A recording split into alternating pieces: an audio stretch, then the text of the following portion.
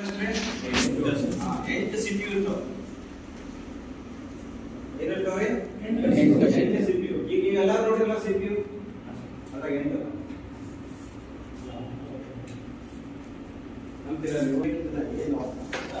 ಏನಿಲ್ಲ ಹೆಂಗಿರುತ್ತೆ ಅದಕ್ಕೆ ಸಿಲಿಂಡ್ರಿಕಲ್ ಕನೆಕ್ಷನ್ ಅಂತಾರೆ. ಈಗ ಒಂದು ಇವು ಡಾಟ್ಸ್ ಅದಾವಲ್ಲ, ಸಿಲಿಂಡ್ರಿಕಲ್ ಅಂದ್ರೆ ಆರ್ ಪಾರ್ ಆಗಿದೆ. ಮೇಲ್ಗಡೆ ಸಿಪಿ ಇಂದ ಸ್ಟ್ರೇಟ್ ಆಗಿ ಪಿಸಿಬಿ ವರೆಗೂ ಒಂದು ಲೈನ್ ಇದೆ. ಸೆಕೆಂಡ್ ಸಿಪಿ ಇಂದ ಮತ್ತೆ ಡ್ರಿಲ್ ಆಗಿ ಮತ್ತೆ ಒಳಗಡೆ ಹೋಗಿದೆ.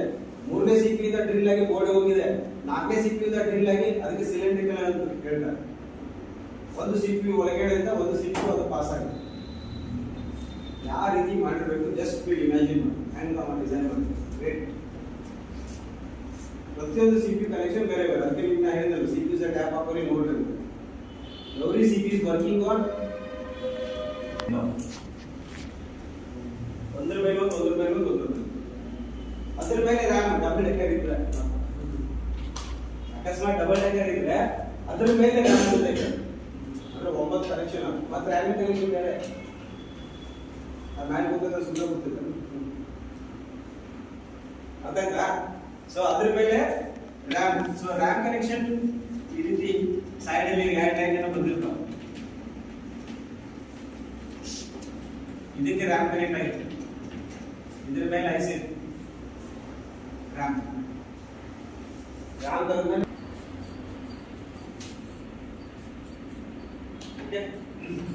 ಈ ತರ ಮೊಬೈಲ್ ಅಲ್ಲಿ RAM ಪ್ಲಸ್ ROM ಇದ್ದಂತ ಮೊಬೈಲ್ ಅಲ್ಲಿ ನೀವು RAM ಚೇಂಜ್ ಮಾಡಿದ್ರಿ ಅಂತಂದ್ರೆ ಯಾರು ಚೇಂಜ್ ಆಗ್ತದೆ. ಈಗ ನಿಮ್ದು 4GB 64GB ಅಂತ ಇರ್ಬೋದು. ಸಪೋಸ್ ನಿಮ್ಗೆ ಅದು 8GB 128 ಮಾಡಬೇಕು ಅಂತಂದ್ರೆ ನೀವು ಮಾಡಬಹುದು. 4GB 64GB ತೆಗೀರಿ, 8GB 128GB ಹಾಕಿ ಮತ್ತಂದ್ರೆ ಪ್ರೋಗ್ರಾಮಿಂಗ್ ಮಾಡಿ.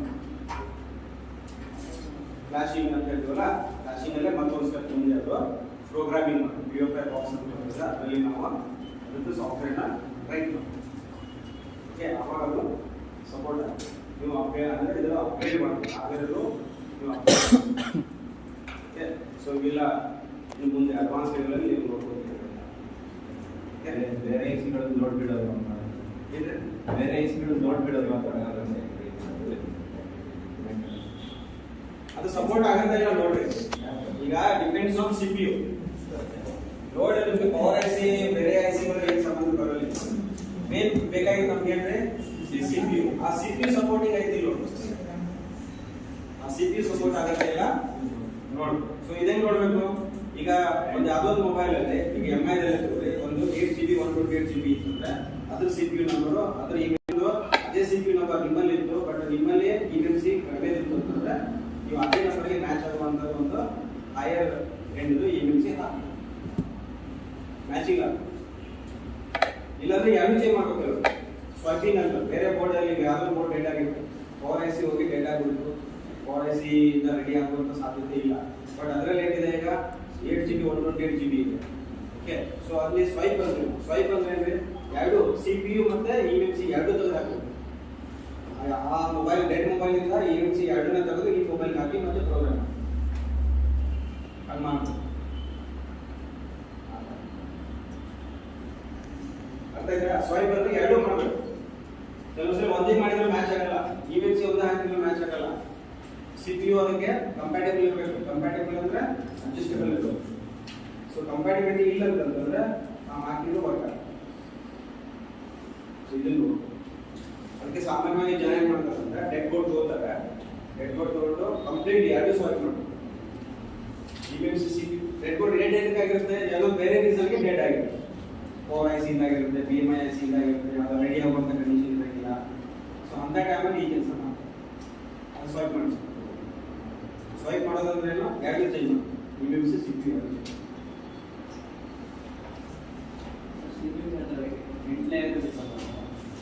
ಮಧ್ಯದಲ್ಲಿ ಪ್ರಾಬ್ಲಮ್ ಇದ್ರೆ ಅದೇ ಗೊತ್ತಾಗುತ್ತೆ. ಈಗ CPU ಇಂದ ನಿಮಗೆ ಔಟ್ಪುಟ್ ಬರ್ತಾ ಇಲ್ಲ. ಈಗ ಅದಕ್ಕೆ ನಾವು CPU ಎಷ್ಟು ಇದೆ ಅಂದ್ರೆ ಪಿನ್ ಸಾವಿರಾರು ಪಿನ್ ಇದಾವೆ. ಸುಮಾರು 1000 ಪಿನ್ಸ್ ಇದಾವೆ.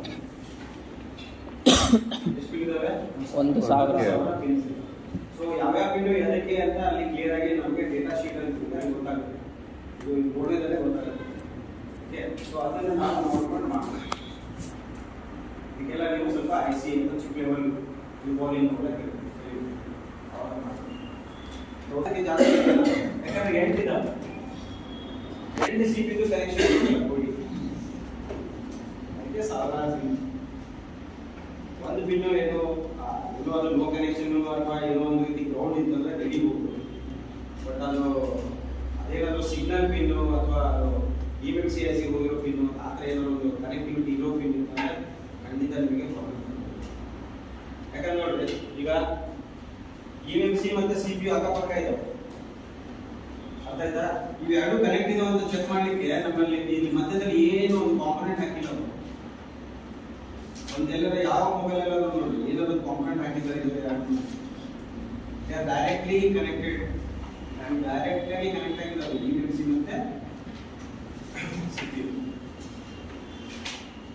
ಒಂದು ಕೂಡ ಅದರಲ್ಲಿ ಕೆಪಾಸಿಟರ್ ಇಲ್ಲ, ರೆಸಿಸ್ಟರ್ ಇಲ್ಲ, ಏನೂ ಇಲ್ಲ. CPU ಇಂದ ಡೈರೆಕ್ಟ್ಲಿ EMC ಗೆ ಕನೆಕ್ಷನ್ ಆಗಿರುತ್ತೆ. ಹಾಗಾಗಿ ಪ್ರತಿಯೊಂದು ಪಿನ್ನು ಇಂಪಾರ್ಟೆಂಟ್. ನೀವು ರಿವಾಲ್ವಿಂಗ್ ಅಂತ ಹೇಳ್ತೀವಲ್ಲ, ಅದಕ್ಕೆ ಎಲ್ಲರೂ ಅಂತ ನೋಡ್ರಿ CPU ರಿವಾಲ್ವ್ ಮಾಡೋದು ಕಷ್ಟ ಹೇಳ್ಬೋದು. ಎಲ್ಲರೂ ಪವರ್ IC ಮಾಡ್ತಾರೆ, WDR ಮಾಡ್ತಾರೆ, PMI ಮಾಡ್ತಾರೆ, EMC ಮಾಡ್ತಾರೆ, ಇದನ್ನು ಮಾಡ್ತಾರೆ, EMC ಮಾಡ್ತಾರೆ. ಸ್ಟಕ್ ಆಗೋದು ಏನಂದ್ರೆ CPU. ಯಾಕೆ ಸ್ಟಕ್ ಆಗ್ತಾರೆ ಅಂದ್ರೆ ಅದಕ್ಕೆ ಭಾಳ ಪಿನ್ ಇರ್ತಾವೆ, ಎಲ್ಲ ಪಿನ್ನು ಒಂದೇ ಸತಿ ಕಾಂಬಿನೇಷನ್ ಆಗಬೇಕು. ರಿವಾಲ್ವ್ ಆಗುವಾಗ ಎಲ್ಲ ಒಂದೇ ಸಲ ಆಗಬೇಕು. ಸೊ ಒಂದು ಪಿನ್ನು ಕನೆಕ್ಟ್ ಆಗಲಿಲ್ಲ ಅಂತಂದ್ರೆ ಕನೆಕ್ಟಿವಿಟಿ ಆಗೋದಿಲ್ಲ. ಮತ್ತೆ ಮೇಲೆ ಕೆಳಗೆ ಹಾಕಬಾರ್ದು, ಯೂನಿಫಾರ್ಮ್ ಆಗಿರ್ಬೇಕು, ಒಂದೇ ಲೆವೆಲ್ ಇರಬೇಕು. ಯಾಕಂದ್ರೆ ನಾವು IC ಕೂರಿಸುವಾಗ ನೀಟಾಗಿ ಕೂರಿಸ್ಬೇಕಲ್ಲ. ಒಂದ್ ಮೇಲೆ ಒಂದು ಕೆಳಗೆ ಅಂತಂದ್ರೆ ಕನೆಕ್ಷನ್ ಆಗಲ್ಲ, ಬೋರ್ಡಿಗೆ ಕನೆಕ್ಷನ್ ಆಗಲ್ಲ. ಸೊ ಇದಕ್ಕೆ ತುಂಬಾ ಪ್ರಾಕ್ಟೀಸ್ ಬೇಕಾಗುತ್ತೆ. CPU ರಿವಾಲ್ವ್ ಮಾಡಕ್ಕೆ ತುಂಬಾ ಪ್ರಾಕ್ಟೀಸ್ ಬೇಕಾಗುತ್ತೆ. ಓಕೆ, ಅದರಲ್ಲೂ ಡಬಲ್ ಡೆಕ್ಕರ್ ಇನ್ನೂ ಕಷ್ಟ ಆಗುತ್ತೆ.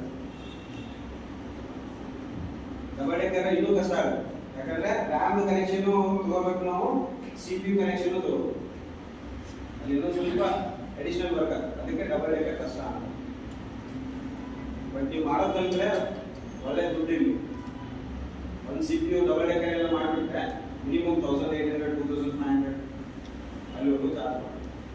ಅಷ್ಟು ವರ್ಕ್ ಐತೆ, ಅಷ್ಟು ಸಮಾಧಾನದಿಂದ ತಾಳ್ಮೆಯಿಂದ ಮಾಡುವಂಥ ಕೆಲಸ. ಕೆಲವರು ಮಾಡ್ತಾ ಇದ್ದಾರೆ, ಅದನ್ನೇ ಮಾಡ್ತಾರೆ, ಬೇರೆ ಏನು ಮಾಡಲ್ಲ. ಅದರಲ್ಲಿ ಎಕ್ಸ್ಪರ್ಟ್ ಬರೀ IC ರಿವಾಲ್ವಿಂಗ್. ಯಾವುದೇ ಮೊಬೈಲ್ ತಂದ್ಬಿಟ್ರೆ ಬರೀ IC ರಿವಾಲ್ವಿಂಗ್ ಮಾಡೋದು, ಹಾಕೋದು, ಕೊಡೋದು, ಅದಕ್ಕೆ ಕೂತ್ಬಿಟ್ರು. ಬೇರೆ ಯಾವುದು ಕಾಂಬೋ ಚೇಂಜ್ ಮಾಡಿದೆ, ಈ ಟ್ರ್ಯಾಕ್ ಚೆಕ್ ಮಾಡಿದೆ, ಸ್ಪೀಕರ್ ಅವೆಲ್ಲ ಅವ್ರಿಗೆ ನೋಡೋಕೆ ಟೈಮೂ ಇಲ್ಲ. ಕೆಲವರು ಅದರಲ್ಲೇ ಎಕ್ಸ್ಪರ್ಟ್ ಆಗಿರ್ತಾರೆ. ಅದ್ರ ಬಿಟ್ಟು ಬೇರೆ ಏನು ಮಾಡೋದೇ ಇಲ್ಲ. ಅದೊಂದು ಕಲೆ, ಮತ್ತು ಅದರಲ್ಲೇ ಬಿಸಿ ಇರ್ತಾರೆ. ಅವ್ರ ಹತ್ರ ಯಾರು ಹೋಗ್ತಾರೆ, ಕಸ್ಟಮರ್ ಹೋಗಲ್ಲ, ಡೈರೆಕ್ಟ್ ಬೇರೆ ಅಂಗಡಿಯವರು ಬೇರೆ ಅಂಗಡಿಯವರು ಅವ್ರ ಹತ್ರ ಹೋಗ್ತಾರೆ. ಸೊ ಈ ಲೆವೆಲ್ ಎಲ್ಲ ಹೋಗ್ಬೇಕಂದ್ರೆ ಸ್ವಲ್ಪ ಎಕ್ಸ್ಪೀರಿಯನ್ಸ್ ಬೇಕು. ಇವೆಲ್ಲ ಮಾಡ್ಬೋದು, ಏನು ಕಷ್ಟ ಇಲ್ಲ, ಟೈಮ್ ಬೇಕು ಅಷ್ಟೇ.